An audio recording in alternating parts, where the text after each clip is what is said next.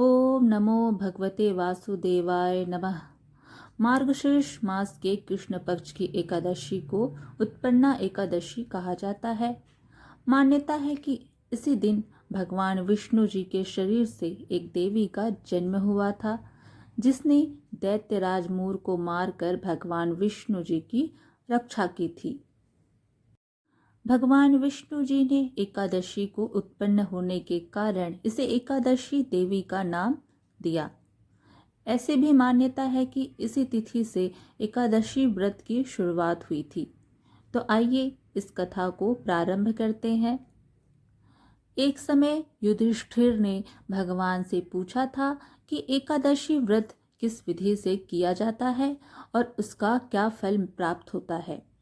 उपवास के दिन जो क्रिया की जाती है, आप कृपया करके मुझसे कहिए। यह वचन सुनकर श्री कृष्ण जी कहने लगे, हे युधिष्ठिर, मैं तुमसे एकादशी के व्रत का महात्म्य कहता हूँ, सुनो। सर्वप्रथम हेमंत ऋतु में मार्गशीर्ष कृष्ण एकादशी से इस व्रत को प्रारंभ किया जाता है। दशमी को सायंकाल भोजन के बाद अच्छी प्रकार से दातुन करें, ताकि अन्न का अंश मुंह में रह न जाए। रात्रि को भोजन कदापि ना करें, ना अधिक बोलें। एकादशी के दिन प्रातः 4 बजे उठकर सबसे पहले व्रत का संकल्प करें।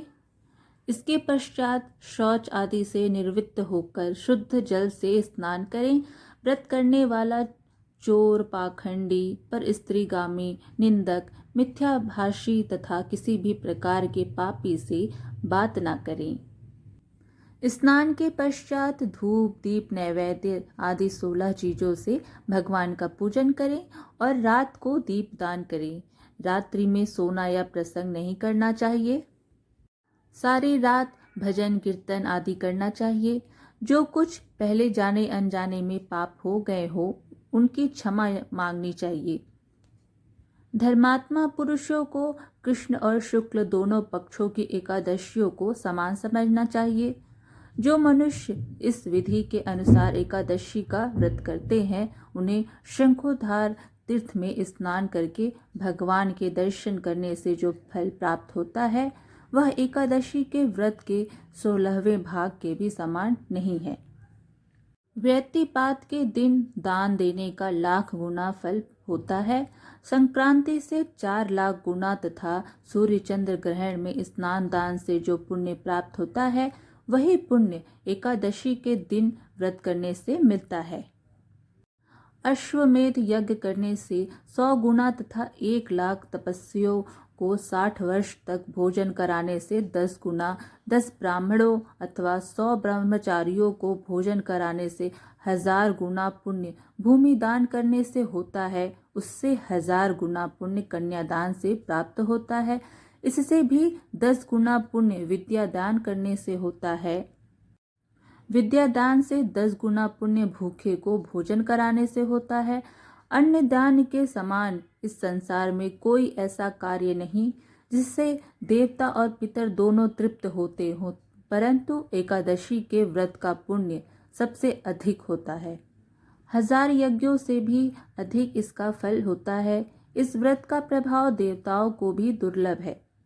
रात्रि को भोजन करने वाले को उपवास का आधा फल मिलता है और दिन में एक बार भोजन करने वाले को भी आधा ही फल प्राप्त होता है।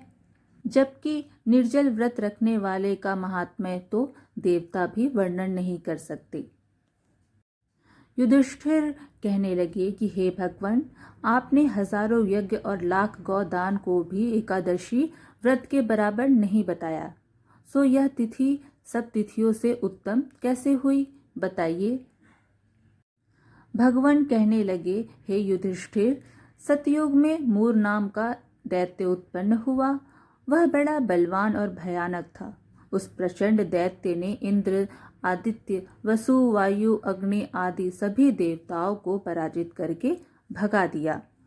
तब इंद्र सहित सभी देवताओं ने भयभीत होकर भगवान शिव जी से सारा वृत्तांत कहा और बोले, हे कैलाशपति, मूर दैत्य से भयभीत होकर सब देवता मृत्यु लोक में फिर रहे हैं। तब भगवान शिव जी ने कहा, हे देवताओं, तीनों लोकों के स्वामी, भक्तों के दुखों का नाश करने वाले भगवान विष्णु की शरण में जाओ। वे ही तुम्हारे दुखों को दूर कर सकते हैं। शिव जी के ऐसे वचन सुनकर सभी देवता क्षीर सागर में पहुंचे। वहां भगवान को शयन करते देख हाथ जोड़कर उनकी स्तुति करने लगे कि हे देवताओं द्वारा स्तुति करने योग्य प्रभु, आपको बारंबार नमस्कार है। देवताओं की रक्षा करने वाले मधुसूदन, आपको नमस्कार है। आप हमारी रक्षा करें। दैत्यों से भयभीत होकर हम सब आपकी शरण में आए हैं। आप इस संसार के कर्ता, माता पिता, उत्पत्ति और पालन करता और संहार करने वाले हैं। सबको शांति प्रदान करने वाले हैं। आकाश और पाताल भी आप ही हैं। सबके पितामह ब्रह्मा, सूर्य, चंद्र, अग्नि, सामग्री, होम, आहुति, मंत्र, तंत्र, जप, यजमान, यज्ञ, कर्मकर्ता, भोक्ता भी आप ही हैं।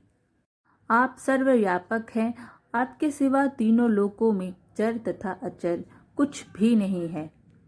हे भगवान, दैत्यों ने हमको जीत कर स्वर्ग से भ्रष्ट कर दिया है और हम सब देवता इधर उधर भागे भागे फिर रहे हैं। आप उन दैत्यों से हम सबकी रक्षा करें। इंद्र के ऐसे वचन सुनकर भगवान विष्णु जी कहने लगे कि हे इंद्र, ऐसा मायावी दैत्य कौन है जिसने सब देवताओं को जीत लिया है? उसका नाम क्या है? उसमें कितना बल है और किसके आश्रय में है तथा उसका स्थान कहाँ है? यह सब मुझसे कहो। भगवान के ऐसे वचन सुनकर इंद्र बोले, भगवान, प्राचीन समय में एक नाड़ी जंग नामक राक्षस था। उसके पराक्रमी और लोक विख्यात मोर नाम का एक पुत्र हुआ। उसकी चंद्रावती नाम की नगरी है। उसी ने सब देवताओं को स्वर्ग से निकालकर वहां अपना अधिकार जमा लिया है। उसने इंद्र, अग्नि, वरुण, यम, वायु, ईश, चंद्रमा, नैऋत्य आदि सबके स्थान पर अधिकार कर लिया है। सूर्य बनकर स्वयं ही प्रकाश करता है, स्वयं ही मेघ बन बैठा है और सबसे अजेय है।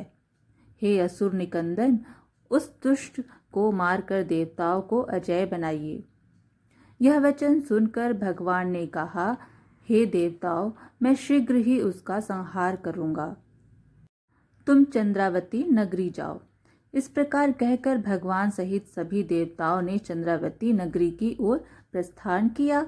उस समय दैत्य मूर सेना सहित युद्ध भूमि में गरज रहा था। उसकी भयानक गर्जना सुनकर सभी देवता भय के मारे चारों दिशाओं में भागने लगे। जब स्वयं भगवान रणभूमि में आए तो दैत्य उन पर भी अस्त्र शस्त्र आयुध लेकर दौड़े। भगवान ने उन्हें सर्प के समान अपने बाणों से बींध डाला। बहुत से दैत्य मारे गए, केवल मूर बचा रहा। वह अविचल भाव से भगवान के साथ युद्ध करता रहा। भगवान जो भी तीक्ष्ण बाण चलाते वह उसके लिए पुष्प सिद्ध होता। उसका शरीर छिन्न भिन्न हो गया, किंतु वह लगातार युद्ध करता रहा। दोनों के बीच मल्ल युद्ध भी हुआ। 10,000 वर्ष तक उनका युद्ध चलता रहा, किंतु मूर नहीं हारा। थककर भगवान बद्रिका आश्रम चले गए। वहां हेमवती नामक सुंदर गुफा थी। उसमें विश्राम करने के लिए भगवान उसके अंदर प्रवेश कर गए। यह गुफा 12 योजन लंबी थी और उसका एक ही द्वार था। विष्णु भगवान वहां योग निद्रा की गोद में सो गए। मूर भी पीछे पीछे आ गया और भगवान को सोया देखकर मारने को उद्यत हुआ। तभी भगवान के शरीर से उज्जवल कांतिमय रूप वाली देवी प्रकट हुई। देवी ने राक्षस मूर को ललकारा, युद्ध किया और उसे तत्काल मौत के घाट उतार दिया।